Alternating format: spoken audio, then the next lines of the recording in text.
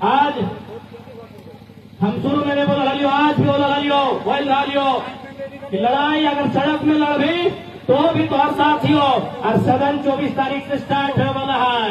इस बार विस्थापन के विषय में इतना जोरदार बात बताए।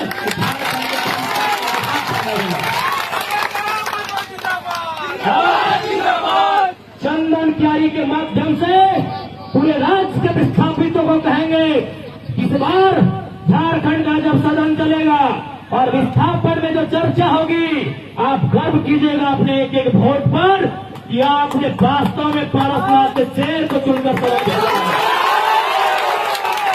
25 साल की हिस्ट्री में विस्थापन को लेकर तो चर्चा नहीं हुआ है, वो चर्चा इस बार सदन में होगा।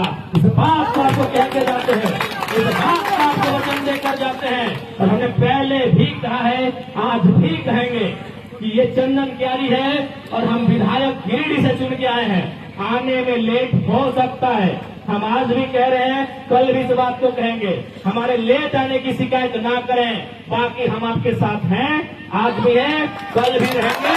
इस बात को आपको कहना चाहेंगे।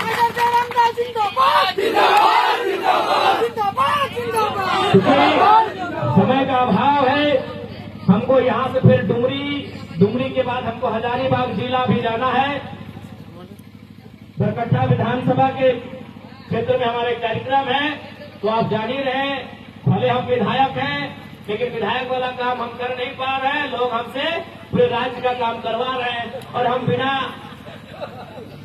टेंशन के, बिना खुशी उनका काम कर रहे हैं। हमसे जितना होगा हम कर रहे हैं, इसलिए समय का अभाव है। अपनी बातों को हम विराम देते हैं और आप तमाम रैयतों को कहेंगे हम आपके साथ हैं। इस बार रैयतों के मांग को लेकर, आपके मुद्दों को लेकर सदन को इस प्रकार से परिचय करवाया।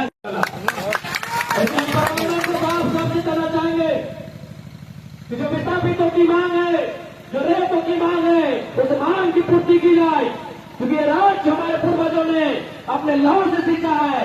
इसलिए हम प्रबंधन को चेतावनी देना चाहेंगे कि जो भी विस्थापितों की मांग है, उस मांग की पूर्ति की जाए। झारखंड के लोग याद रखिएगा, जब अपने पे आते हैं तो किसी चीज की परवाह नहीं करते हैं,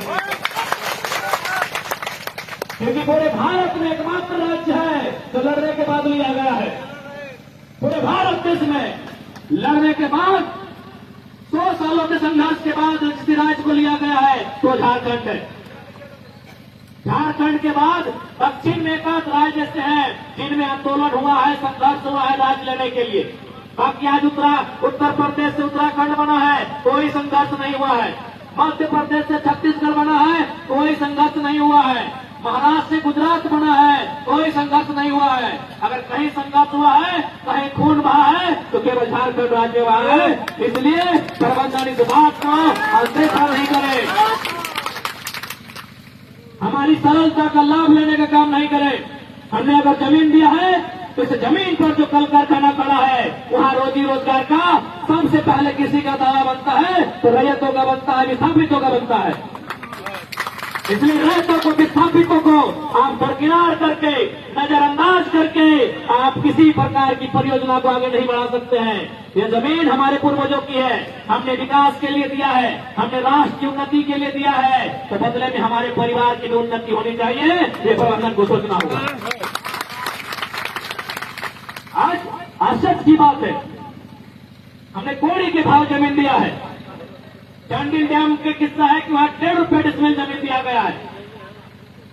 बीटीपीएस में 70 पैसा में जमीन दिया गया, 70 पैसा प्रति डिसमिल जमीन दिया गया है।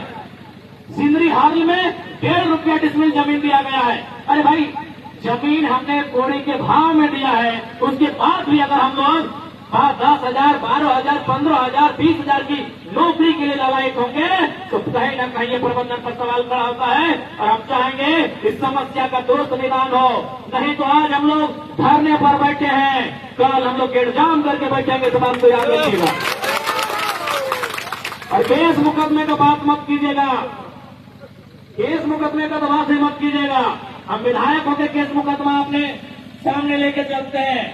ये झारखंड है और यहाँ के एक क्रांति दूत शक्तिनाथ महतो कहते गए हैं कि एक पीढ़ी गोली खाएगी, दूसरी पीढ़ी जेल जाएगी, तब तीसरी पीढ़ी राज करेगी।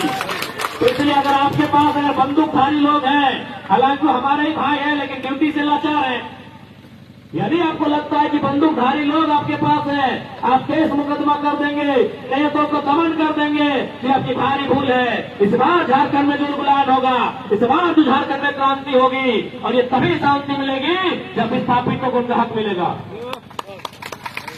इसलिए प्रबंधन को साफ कहना चाहेंगे, जो रैतों की मांग है उस मांग का पूर्ति किया जाए, जो रैतों की समस्याएं हैं उन समस्याओं का समाधान किया जाए, क्योंकि हमने इसीलिए जमीन दिया है कि जिस जमीन पर कल कारखाना उद्योग स्थापित होगा वहाँ हमें रोजी रोजगार का अवसर मिलेगा, वहाँ हमें अपनी जीविका उपार्जन का अवसर मिलेगा और आप हमारी रोजी रोजगार पे हमारे पेट पे लात मार के किसी प्रकार के योजना परियोजना को आगे नहीं बढ़ा सकते हैं।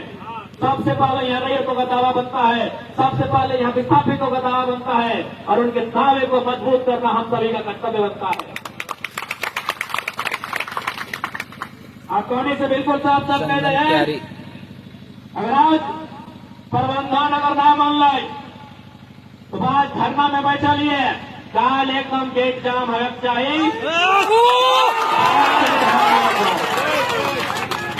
ताकि आज अगर चुप बैठ गया, आज अगर अपन हिस्सा न लिए पाला तो आने वाला पीढ़ी भीख मांगो।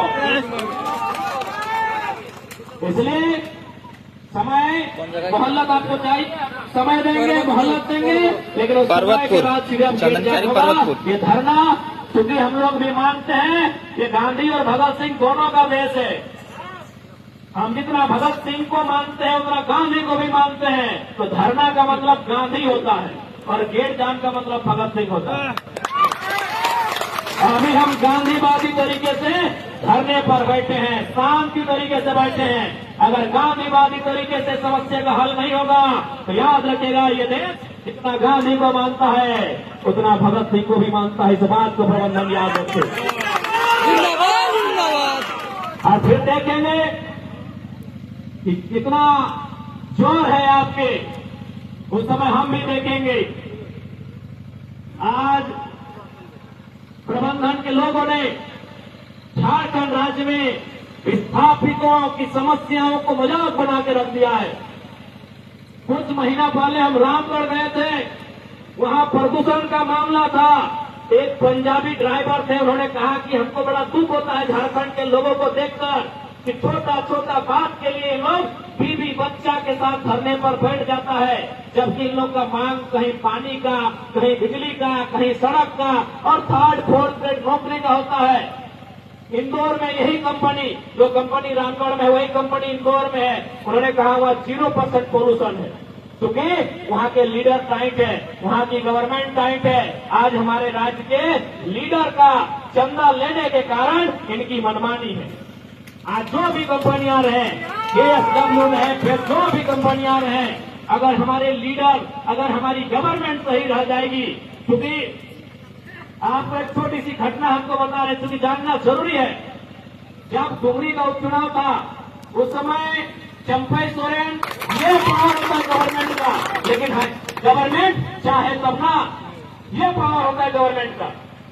6 दिन बॉडी से बदबू आ रहा था, 6 दिन बॉडी सड़ने वाला था, लगभग सड़ चुका था बॉडी उसका।